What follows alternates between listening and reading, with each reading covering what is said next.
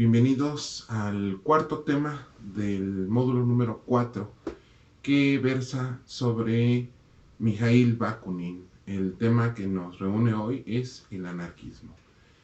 Este tema, esta ideología, esta doctrina política es una de las más incomprendidas que existen. Es justamente uno de los movimientos que menos se han abordado en la historia de la educación media superior. Sin embargo, en la actualidad muchos movimientos sociales se ven imbuidos por el pensamiento de Mijaíl Bakunin, el pensamiento anarquista, que muchas veces es mal entendido, mal comprendido, que es mal abordado y que se entiende más que nada como una especie de caos, de quémenlo todo, de personas que quieren ver arder el mundo en movimientos sociales. Lo identificamos con justamente las manifestaciones públicas en donde un grupo de personas, usualmente jóvenes vestidos de negro, aprovechan el tumulto para crear caos, para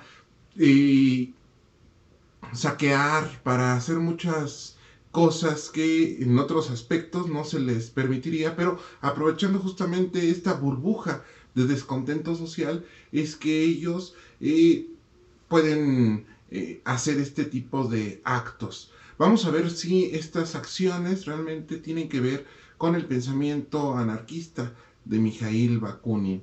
Vamos a contraponerlo a otro pensamiento, el pensamiento que vimos en la ocasión pasada, que es el pensamiento de Marx. Y vamos a nosotros a ver si todavía este pensamiento es aplicable o se puede aplicar en la actualidad. Vamos a ver que muchos movimientos feministas, muchos movimientos políticos, muchos movimientos de reintegración social siguen utilizándolo. Hay tradiciones vastas acerca de el anarquismo en ciertas regiones del mundo y vamos a ver si en nuestro país estas tradiciones todavía tienen relevancia. Para no hacer más larga esta introducción, pasemos a la vida, a la biografía de Mijaíl Bakunin.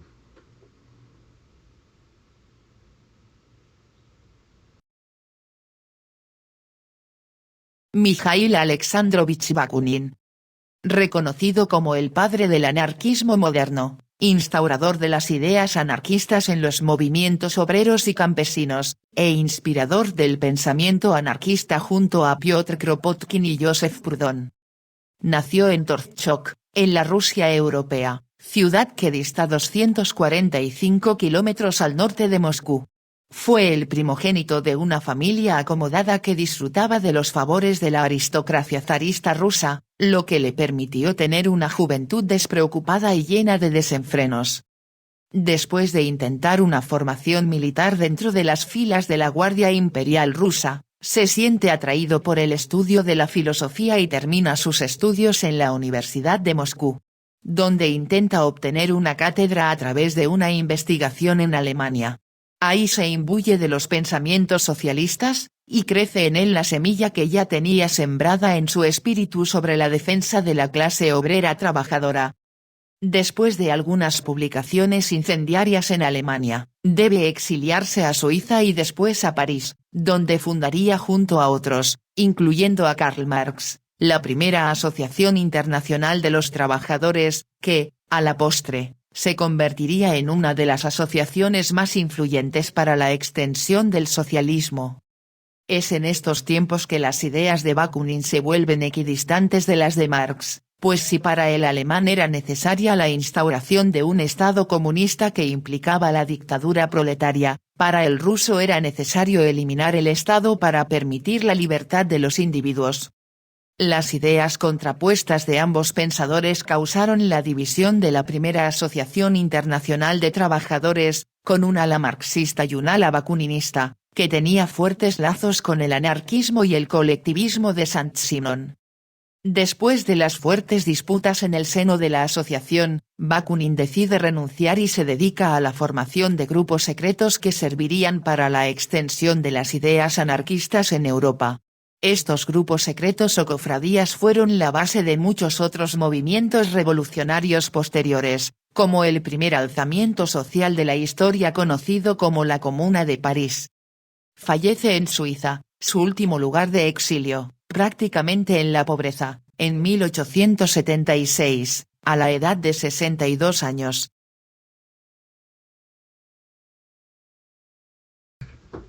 Esta desaveniencia que tiene con Marx no es gratuita.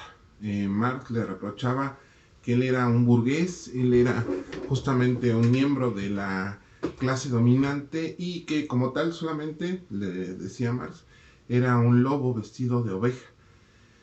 Eso era muy reprochado para muchos de los del ala socialista anarquista, aquellos colectivistas como Saint-Simon o como Proudhon, que provenían de clases altas.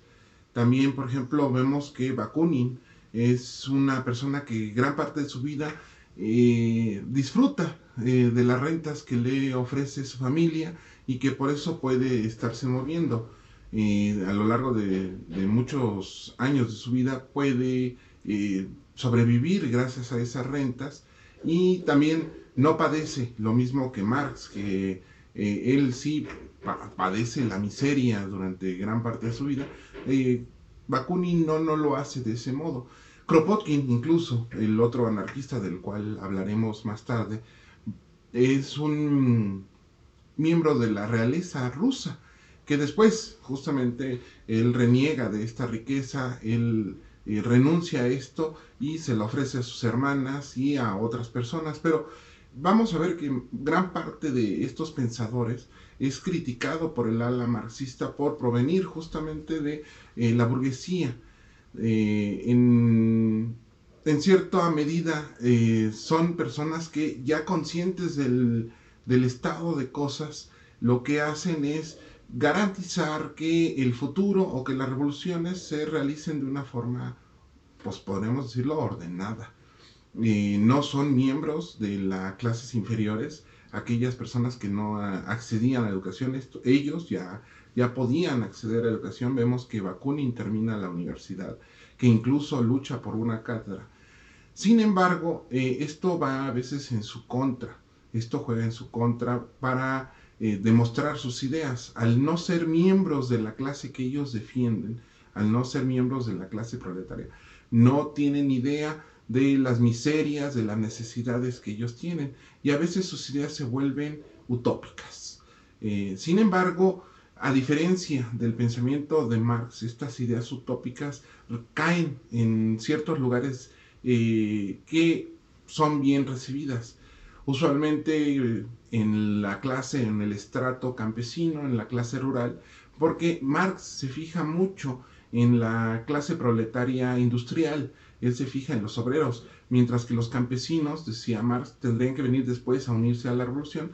Para Bakunin, Kropotkin y Saint-Simon y Proudhon, ellos eran los principales elementos de la revolución social. Vamos a ver a continuación que el pensamiento del señor Bakunin se separa diagonalmente, diametralmente, del pensamiento de Marx. A pesar de que los dos pensamientos son socialistas, es decir, defienden o su finalidad es defender a las clases sociales más desfavorecidas, lo que pasa es que mientras unos tienen una visión del mundo, ¿no? Que es la igualdad, el fin de la explotación, otros, como Bakunin, ven a la libertad como el principio más importante. Para no hacer más larga esta segunda parte, vamos a abocarnos al pensamiento de Bakunin.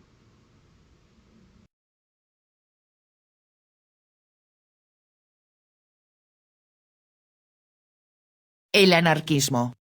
Anarquía es una palabra griega que se compone del prefijo ana, que significa sin, y de la raíz archia, que se traduce como autoridad o poder.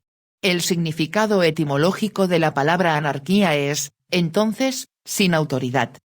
La anarquía, como doctrina política que afirma la posibilidad de una sociedad sin estructuras jerárquicas basadas en el poder o en la autoridad, se remonta hasta la antigua Grecia. Sin embargo, su concepción moderna es desarrollada por algunos autores del siglo XIX, como Joseph Proudhon, Piotr Kropotkin y Mikhail Bakunin.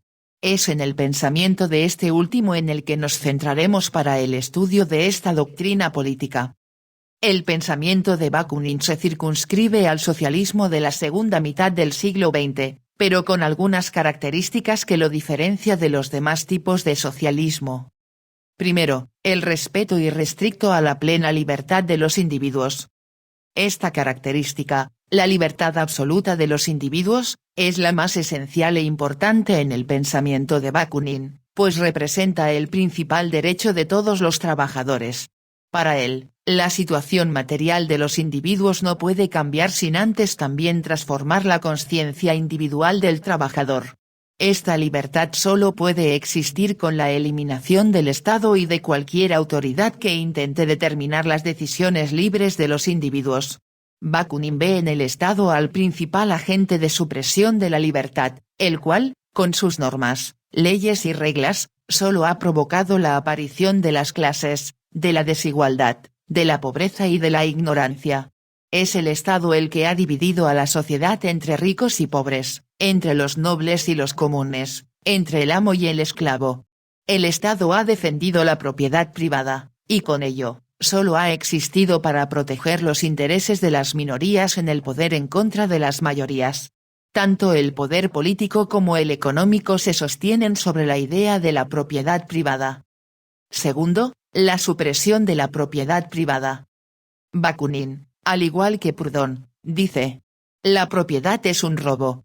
Con esta frase resume la característica esencial del colectivismo que defiende. Él entiende que la propiedad de los medios de producción, y su posterior acumulación, solo ha producido miseria entre los trabajadores, quienes, al no ser dueños de los medios, son explotados por una pequeña minoría que no trabaja y que se beneficia del trabajo de los demás. Por lo tanto, la propiedad de los medios de producción debe pasar a manos de los trabajadores, de este modo las ganancias se repartirían equitativamente. En pocas palabras, las cosas al ser de todos, no son de nadie. Tercero, la igualdad como requisito para la libertad. Bakunin dice: la libertad de cada uno necesariamente asume la libertad de todos, y la libertad de todos no llegará a ser posible sin la libertad de cada uno. No hay libertad real sin igualdad, no solo de derechos, sino en la realidad. Libertad en igualdad, ahí está la justicia. Así resume en una frase el verdadero significado del colectivismo. Una colectividad no radica solo en la igualdad de derechos, sino en una igualdad plena, en donde no exista ninguna de las diferencias artificiales impuestas por el Estado entre los individuos. Igualdad es en Bakunin la desaparición de las clases, de los géneros, de tipos, razas o cualquier otra categoría que divida a la sociedad. Si existiese cualquier etiqueta o diferencia entre los individuos, esta diferencia provocará de nueva cuenta la aparición de la miseria. Del mismo modo, la igualdad es también justicia. El poder se centra en el colectivo, por lo tanto el poder se diluye entre todos los miembros, y desaparece, por lo que no se podrá ejercer ninguna coerción por parte de ningún individuo hacia otro. El ateísmo es la cuarta característica principal del anarquismo de Bakunin. En su obra más famosa, Dios y el Estado, se dedica al análisis histórico del pensamiento religioso, y concluye que la creencia en Dios solo ha servido como herramienta del Estado para mantener la hegemonía del poder en la minoría, y subyugar a la mayoría. El rechazo a cualquier tipo de autoridad empieza, según Bakunin, en el rechazo a la autoridad por antonomasia, es decir, Dios. Es la figura divina la que, en principio, sustenta toda autoridad, y en la que recae siempre todo poder. Toda la autoridad y todo el poder se sustentan en Dios. La fuerza, la riqueza o el poder político nacen de la creencia en una figura divina que, en su omnipotencia, omnisciencia y eternidad, provoca el orden establecido. El rey es rey por el poder de Dios, el amo es dueño del esclavo por decisión divina, el rico es rico por decreto divino. Así, oponerse al sistema de subyugación es oponerse a Dios. Todos los sistemas de opresión, esclavización y explotación, encuentran en la figura de Dios el argumento ético, moral y religioso que necesitan, y con este argumento es que pueden cometer cualquier atrocidad y delito, desde la conquista de pueblos y su subyugación o esclavización, hasta el genocidio. Para Bakunin, la creencia en las supersticiones religiosas, solo es posible manteniendo a las clases trabajadoras en una profunda ignorancia, en una situación de semi-inconsciencia, de adormecimiento, en la que puedan ser fácilmente manipuladas. Por esa razón es que la religión siempre ha permanecido en contra de la educación de las masas, del descubrimiento, del desarrollo científico y de la razón. Para Bakunin, el despertar de las conciencias de los trabajadores tiene que venir acompañado de la proscripción de la religión del colectivo. Los rituales primitivos y las falsedades míticas deben ser sustituidos por la educación técnica y científica, y por una formación ética y moral que fomente la fraternidad, desarraigada de la creencia en los premios y castigos eternos que solo sirven para fomentar el miedo entre los hombres. Y por último, quinto, la supresión del Estado. Para Bakunin, ningún Estado y ninguna forma de gobierno que restrinja la libre asociación de los individuos, puede mejorar las condiciones materiales de los trabajadores. Ni siquiera el argumento de Marx de que es la clase proletaria la que debe formar un Estado, cuyo fin sea la desaparición de las clases, sirve para Bakunin. Él cree que el Estado, sin importar el origen de su autoridad, solo servirá para los intereses de una clase dominante. Para él todas las formas de gobierno, ya sean comunistas o democráticas, se convierten en dictatoriales. Bakunin escribe: ningún partido, ninguna agrupación política o ideológica que se emplaza por encima o al margen de las masas trabajadoras para gobernarlas o guiarlas, conseguirá nunca emanciparlas. Incluso si lo desea sinceramente. La emancipación efectiva no puede realizarse sino a través de una actividad directa de los interesados, no bajo la bandera de un partido político o de una formación ideológica, sino en sus propios organismos de clase. En lugar de ser garantía para el pueblo, el sistema representativo crea y garantiza la existencia permanente de una aristocracia gubernamental opuesta al pueblo. Para Bakunin, solo la organización de los colectivos, de los sindicatos de trabajadores, que se reúnan después libremente en federaciones, y estas en organismos más grandes, puede ser la base de lo que él llama la libre asociación desde abajo.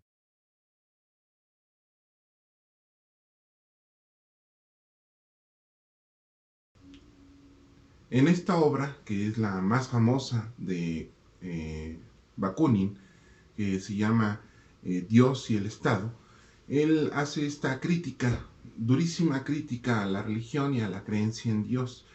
Él, a diferencia de Marx, no se fija tanto en la política o en la economía, sino más bien a él lo que le interesa es la conciencia social, la conciencia individual del trabajador. No implica, ¿no?, que el cambio de la conciencia tenga que venir justamente inmediatamente después de un cambio económico, como lo decía Marx. Puede ser al contrario. Él decía que podemos bien pensar en un cambio de conciencia, en una toma de conciencia por parte de los trabajadores, y que esto automáticamente iba a acarrear una revolución, un cambio. No tenía que ser forzosamente, ojo, a diferencia de Marx, que creía que tenía que ser por la fuerza, Bakunin cree que puede ser tomada por vías normales, pacíficas, incluso a través de los medios de la acción directa. Como vimos en esta última frase, hay un elemento que se llama justamente la acción directa. ¿Qué es la acción directa? Es aquella donde cada persona individualmente resuelve sus propios problemas sin la necesidad de que participe algún actor como autoridad o como el Estado, alguna asociación o algo. No, él puede resolver sus propios problemas. Si yo tengo un problema, en lugar de ir a solicitar que alguien o algo me lo resuelva, tendría que hacerlo yo. Esta tradición de la acción directa se entiende de una manera positiva, en el término genérico. ¿Qué significa esto? Yo tengo un problema. Uh-huh. Podríamos pensar que afuera de mi casa hay un bache y que mi coche constantemente está cayendo en ese bache y ya me está causando algunos problemas. Yo tengo dos opciones.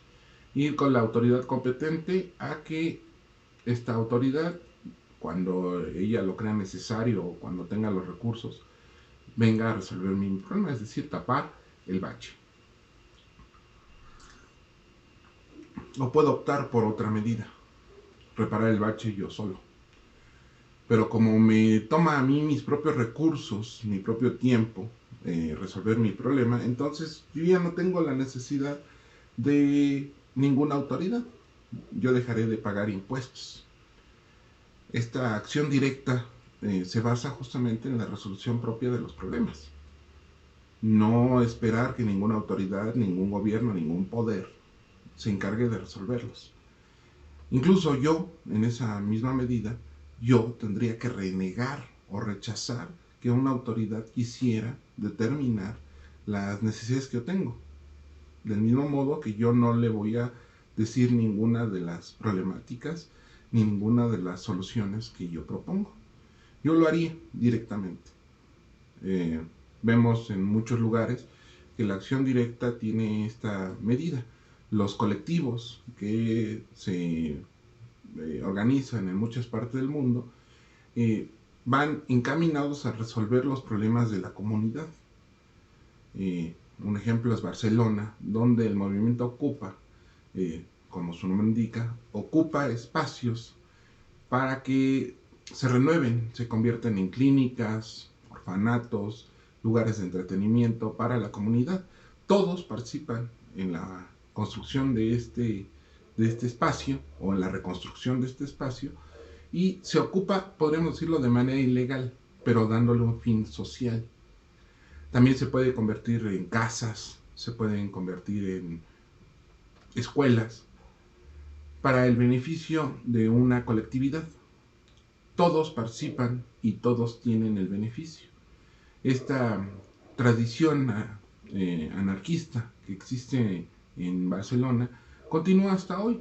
Los movimientos colectivistas que nacen del pensamiento de Bakunin tienen esa función.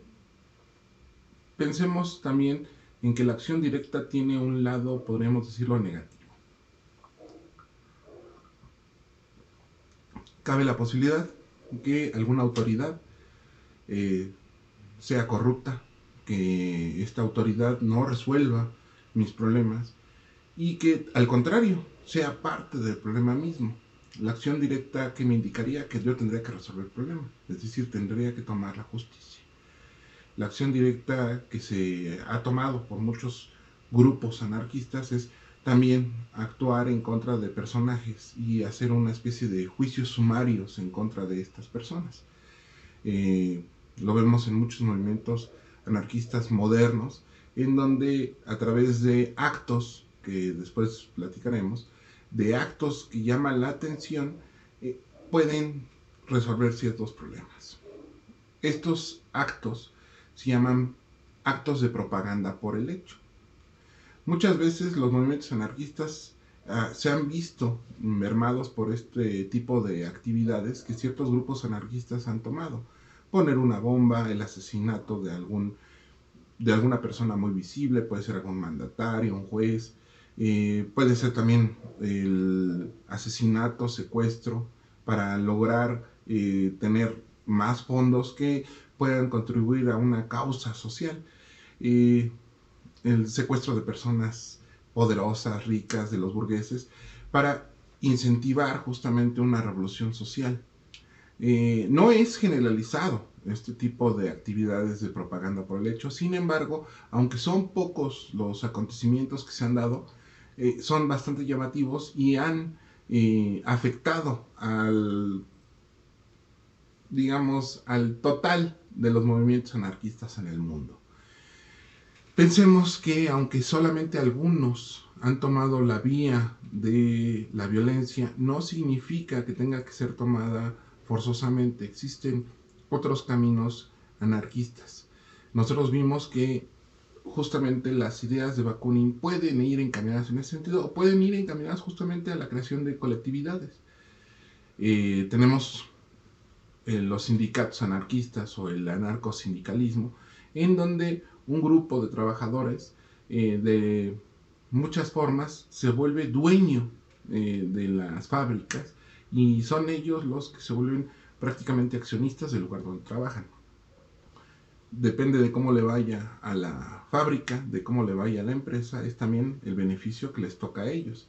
Los movimientos anarcosindicalistas no han pegado mucho en este lado del Atlántico. Sin embargo, son los sindicatos, son las fuerzas laborales más importantes que se encuentran en España y en Francia.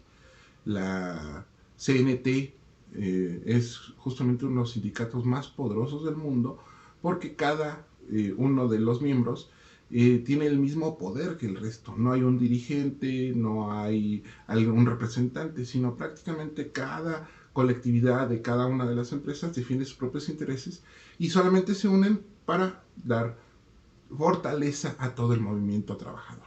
No implica que yo tenga que ir a defender los intereses de otra persona, yo defiendo los míos. Sin embargo, estas federaciones, estas asociaciones internacionales, lo que ayudan es a darle justamente voz, darle más poder a cada uno de los trabajadores individualmente. El fin último del señor Bakunin, y es lo que lo divide, lo que lo separa del pensamiento de Marx, es la defensa a rajatabla de la libertad individual. Yo no voy a ceder ninguno de mis derechos, ninguna de mis ganancias al Estado, a ninguna autoridad.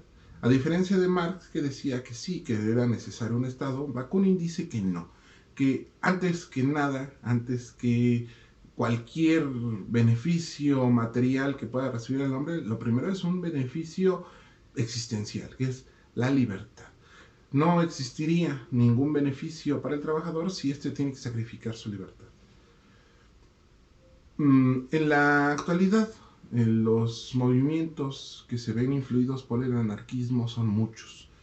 Incluso hay políticas económicas basadas justamente en el anarquismo del señor Bakunin. El laissez-faire en la economía, el dejar ser, es justamente en ese aspecto una especie de liberalismo absoluto, en donde cada uno de los interesados tendría que defender. Sin embargo, este laissez-faire va encaminado al beneficio del individuo, no al beneficio de la colectividad. Ahora bien, el laissez-faire tiene otra perspectiva, también es el beneficio de un colectivo. El dejar hacer es cuando un colectivo ya ha desarrollado sus propias reglas, sus propias normas de juego económicas, y ellos se ven beneficiados todos por estas mismas normas, sin que otros actores externos lleguen a imponer sus propias normas. Vamos a ver que hay muchos países que no entran en la Asociación Internacional del Comercio, porque justamente no quieren verse influenciados por las reglas del mercado internacional. Ellos defienden sus propios intereses en mercados pequeños. Lo vemos, por ejemplo, en las colectividades agrícolas. Si ellos tuvieran que competir contra los grandes mercados de carne o de vegetales, obviamente perderían. Por lo tanto, ellos prefieren, ¿no?, cerrar sus negocios en pequeñas colectividades, en el intercambio, trueque o en el comercio interno. Esto implica justamente que cada uno desarrollará sus propias reglas. Si uno está de acuerdo con esas reglas, entra. Si no, no hay ningún problema. Sin embargo, para Bakunin, la economía no es tan importante, la economía material como era para Marx. Más bien para Bakunin tenía que ver justamente con primero el desarrollo de la conciencia individual. En la clase anterior les recordé que iba a haber justamente algunos cambios. Al terminar este tema, estos cambios se los voy a anunciar. Ya para terminar, El pensamiento del señor Bakunin sigue estando presente en muchos de los movimientos revolucionarios. Siempre que una autoridad, que un gobierno se vuelve justamente dictatorial, es cuando la necesidad de la libertad hace que nazcan este tipo de movimientos anarquistas. En el lugar más oscuro es donde es más necesaria la luz. Así que cuando tenemos lugares oscuros donde existen las dictaduras militares, es donde los movimientos anarquistas toman mayor relevancia. En la historia de la humanidad hemos visto cómo estos movimientos anarquistas siempre han salido adelante, han luchado, han tenido muchísimos mártires, muchos representantes. Les recomiendo que investiguen, aquellos que tengan algo de interés en este movimiento, investiguen